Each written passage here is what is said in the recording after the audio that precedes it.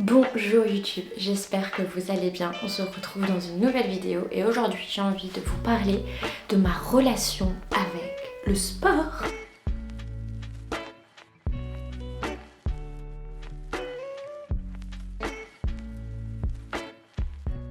Je vais pas vous mentir, je vais pas vous faire genre que j'ai toujours été sportive. Quand j'étais jeune, je l'étais dans le sens où j'avais pas trop le choix. J'ai tout essayé, c'est-à-dire que j'ai fait du cirque, j'ai fait de l'athlétisme, j'ai fait de l'équitation, j'ai fait... qu'est-ce que j'ai fait? J'ai fait de la boxe, j'ai fait du Krav Maga, j'ai fait de l'aérobic, j'ai fait plein de choses. Et en fait, du ski, parce que je viens de Savoie, donc forcément que j'ai skié, même si je n'aime pas trop ça, parce qu'on m'a traumatisée lorsque j'étais jeune, à 5 ans, que j'ai appris à skier. On m'hurlait dessus, ma monitrice me hurlait dessus à chaque fois que je tombais. Donc comment créer des petits stress post-traumatiques à un enfant. Bref, j'ai mon petit matcha, Milia Matcha à la vanille, avec le lait d'avoine de la marque Oatly, je crois c'est le barista.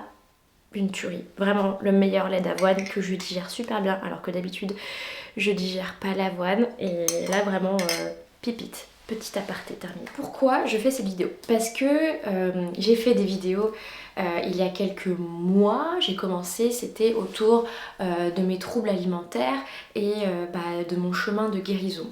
Aujourd'hui, je touche du bois, de la peau de singe. Je me sens guérie, je me sens mieux.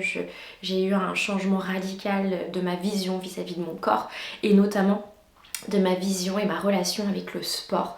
Et je me suis dit que ça serait intéressant de vous en parler dans une vidéo, parce que j'aime bien donner mon avis et mon expérience, et si ça peut aider ne serait-ce qu'une personne, je suis contente. Jusqu'à, allez, on va dire... jusqu'après mes études, parce que clairement lorsque j'étais en études supérieures je faisais pas trop de sport parce que j'avais pas le temps, ou alors je courais mais j'étais pas inscrite à la salle. Nous à l'époque, putain ça y est, Manon, coup de bambou. Il y a 10 ans, il n'y avait pas autant de salles de sport, c'était pas à des prix accessibles, ça coûtait une fortune. Quand j'ai vécu à Saint-Pétersbourg en Russie, je m'étais inscrite à une salle de sport parce que là-bas c'était accessible, et je faisais du sport là-bas parce que de toute façon il fallait que je fasse quelque chose pour m'occuper et tout. Mais c'est vraiment après mes études, une fois que j'ai été diplômée, après mon master, que je me suis remise dans une pratique du sport quotidienne et que c'est un peu parti en cacahuète, on va pas se mentir, avec un passif de personnes avec des troubles alimentaires. Moi, le sport, quand j'étais très jeune, plus jeune, et avec mes problèmes, je faisais n'importe quoi. À 23h, je faisais des abdos, des squats, des machins, enfin bref, en pensant qu'en faisant ça, ça va me faire perdre le peu de poids que j'avais pas du tout à perdre. Et en fait, j'étais dans une relation très toxique avec le sport, parce que je mettais un objectif beaucoup trop élevé pour un timing très très court. C'est-à-dire que je me disais, allez, je vais me mettre au sport, je vais courir tous les jours, machin, et je vais perdre 3 kilos. Grosse bêtise, parce que à chaque fois le résultat était toujours le même, je me blessais. Un jour j'ai décidé de faire un semi-marathon, non pas pour l'endurance, la beauté de la course et tout, l'épreuve, non, parce que je me suis dit, si je cours 21 km, je vais perdre du poids. Mauvaise idée. Mais j'allais pas bien à ce moment-là. Et donc j'ai commencé à me préparer, sauf que préparer très mal, et j'étais jeune. Et j'ai couru sans laisser de pause, etc. J'ai eu une périostite pas loin de la fracture de fatigue. Et du coup, je n'ai pas pu faire ce marathon. J'ai dû arrêter de courir pendant 3 mois. Enfin, ça a été tout un truc. Bref. Et en fait, je me suis rendu compte qu'à chaque fois, c'était ça. Et du coup, à chaque fois, ça me créait de la frustration parce que j'avais pas les résultats que j'attendais. Mais des résultats qui étaient disproportionnés. C'était même pas des résultats atteignables. Sauf si tu t'affames et que tu fais 8 heures de sport par jour. C'est pas possible. Et en fait, grâce à ma fracture de ma cheville qui m'est arrivée ce mois de mai cette année, et tout s'est arrêté. C'est-à-dire que depuis 1 an, donc ça va faire, j'avais repris le sport vraiment de manière cadencée, à raison de 3-4 fois par semaine. voire 5 fois par semaine à la salle. Donc je faisais du RPM, vélo à haute intensité, body pump, donc c'est tout ce qui est un peu... c'est des cours collectifs où on a des poids. Je faisais de la course, je faisais du surf, donc beaucoup de choses. J'avais pris un bon rythme, j'étais contente. Et est arrivée la fracture. Comme vous le savez si vous regardez mes vidéos depuis que j'ai relancé cette chaîne, je me suis cassée la cheville. Donc forcément quand on se casse la cheville, il n'y a plus de sport. Et vu que moi je décidais de ne pas me faire opérer, ça a duré plus longtemps que quand on se fait opérer et que du coup on se remet un peu plus rapidement. Et du coup je n'ai pas pu faire de sport pendant mai, juin, juillet, août, septembre. Au moins 4 mois. En sachant que je faisais de la kiné, sauf que chez la kiné c'est de la rééducation.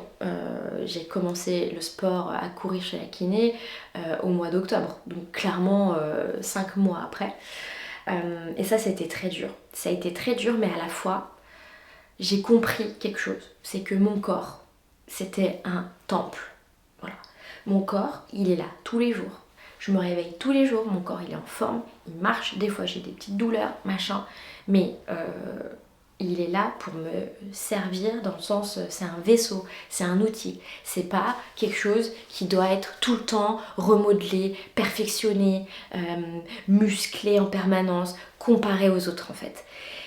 Et de toute façon, j'avais pas le choix d'accepter ça parce que je ne pouvais pas et je ne peux pas encore faire des performances athlétiques que je n'ai jamais fait, on va pas se mentir, pour perdre du poids, pour perdre tout le poids que j'ai pris pendant mon immobilisation avec la cheville, parce que sinon je risquais de me faire très mal à ma malléole, à ma cheville qui s'est cassée, et potentiellement d'avoir des gros soucis.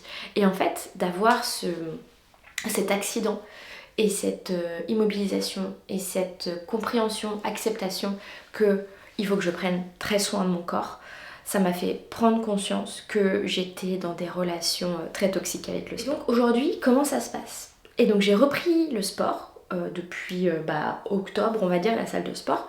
Au début, je faisais vraiment de la musculation, avec des poids et tout libre, du vélo, mais pas à haute intensité, parce que j'avais peur. Je courais, j'ai le droit de courir sur tapis de course 20 minutes, voilà. Puis au fur et à mesure, j'ai commencé à augmenter. J'ai terminé la kiné, ça va faire plus d'un mois, ouais, on est en décembre, ça va faire 2 mois. Ouais, j'ai terminé la kiné mi-octobre, on va dire, donc ça fait 1 mois et demi.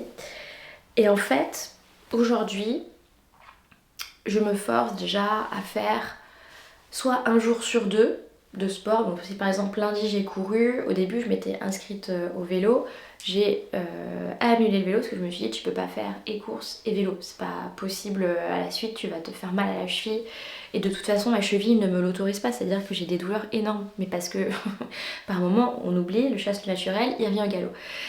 Et donc aujourd'hui je me suis dit ça va me prendre peut-être 1 an à récupérer la forme physique que j'avais. La force, quand je dis force physique et forme physique, c'est vraiment les muscles que j'avais, l'endurance que j'avais, le cardio, parce que j'avais un grand cardio avant, j'étais vraiment très endurante, sauf que vous faites pas de sport pendant 4 mois et vous n'avez pas le droit de bouger pendant 2 mois. Le corps, il oublie beaucoup de choses, et donc j'ai perdu le cardio que j'avais quand je fais du RPM, donc du vélo à haute intensité. Je suis dans les tours mais direct, alors qu'avant il fallait que je pédale à mort pour souffrir, entre guillemets, faire monter mon cardio. Et donc je me suis dit voilà, Manon, t'as plusieurs choix qui s'offrent à toi. C'est le premier, qui est le choix le plus sain, c'est accepter que ça va prendre du temps. T'as déjà accepté que ta cheville elle va pas se remettre comme ça, que tu as été patiente, etc. Donc continue. Fais les choses en bonne intelligence, c'est-à-dire ne fais pas de la salle ou des sports à haute intensité tous les jours. Écoute ton corps. Si t'as mal, tu arrêtes. Tu ne forces pas, tu vas pas au-delà de la douleur et même arrête-toi avant d'avoir la douleur parce que on peut sentir ce genre de choses. Et aussi ne te mets pas la pression. Ok, tranquille. Ou t'as le choix de la faux folle derrière qui a fait ça pendant des années, de pas écouter ton corps.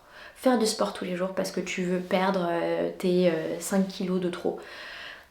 aller au-delà de la douleur. Alors que t'as mal, tu vas au-delà de la douleur, tu continues ton sport, tu continues ta course, tu continues ton vélo. Ne pas t'écouter, ça je l'ai déjà dit. T'affamer parce que du coup tu veux perdre du poids plus vite, tu veux atteindre tes objectifs, etc. Équilibre, déséquilibre. Clairement, ça je l'ai foutu à la poubelle. Même si parfois j'ai des petits soubresauts, vous savez, mais ça c'est normal, on peut pas évacuer 15 ans de mauvaises habitudes en 3 mois, ça c'est pas possible, mais ça se fait petit à petit. Et du coup j'ai choisi cette option, comme vous vous en doutez, sinon je ne serais pas devant vous, devant cette caméra. Et vraiment ça m'a changé ma relation avec le sport, avec mon corps. Premièrement, je ne me compare pas. Je ne regarde plus sur les réseaux ces nanas, et c'est surtout ces nanas, parce que les mecs c'est pas pareil, qui font du sport, qui font du pilates, qui font la fitness, qui montrent leur corps, leur avant-après, qui te donnent leur régime. Ça je ne regarde plus. Parce que de toute façon, on a toutes des corps différents. Et il y a des nanas, elles peuvent manger ce qu'elles veulent, elles vont jamais perdre de poids. Ça c'était mon cas jusqu'à la vingtaine. Malheureusement, à passer 25 ans, c'était plus le cas. Voilà, enfin, je l'accepte, c'est comme ça. Il y en a qui vont être grandes, fines, qui perdront facilement du poids. Il y en a qui vont être avec des poignées d'amour. Il y en a qui vont avoir un peu de bidou. Il y en a qui vont prendre des cuisses. Il y a tous les corps en fait. Et c'est hyper malsain de se comparer parce que vous ne savez pas ce que fait cette nana pour avoir ce corps. Vous ne savez pas ce que fait l'autre pour avoir des gros muscles, des fessiers musclés, etc. On ne sait pas en fait. Donc la comparaison, basta. J'ai arrêté aussi, mais ça c'est un vrai sujet que j'ai abordé, la nourriture, dans mes anciennes vidéos précédentes, mais vraiment il n'y a plus de faut que je mange ci, faut que je mange ça, faut pas que je mange ci, faut pas que je mange ça. Aujourd'hui je mange équilibré. Voilà, j'essaye juste, par contre, je pense encore à mes protéines parce que parfois, vu que j'ai des tendances végétariennes, je peux avoir tendance à manger que des légumes et à oublier ma protéine, donc ça c'est no way. Donc si vraiment j'ai mangé un plat avec pas trop de protéines, je me fais un encas avec mon shaker de protéines végétales qui va me rebooster en protéines. Tous les matins, je mange mon œuf, etc. Donc ça, c'est la seule chose à laquelle je fais attention, c'est les protéines parce que c'est hyper important pour ton corps, que tu sois sportive ou pas sportive en fait. Quand t'es une femme, quand t'es un homme, tous les humains, ils ont besoin de protéines pour fonctionner, pour que le cerveau fonctionne, pour que les muscles fonctionnent, pour que la régénérescence se fasse, pour que ton corps, il se sente pas en survie, tu vois. Il se sente pas à l'âge néandertal à se dire, oh là là, faut que je stocke parce qu'on mange pas trop de protéines, c'est rare, voilà. C'est important, que ce soit de la protéine animale ou végétale, c'est très important. Donc ça, je fais quand même attention. Mais par contre, à côté de ça, je vis en fait, parce que moi, j'adore manger.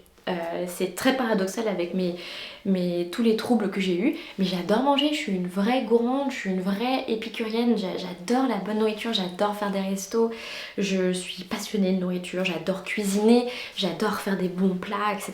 Donc je ne me prive pas, je ne fais pas du sport pour pouvoir manger.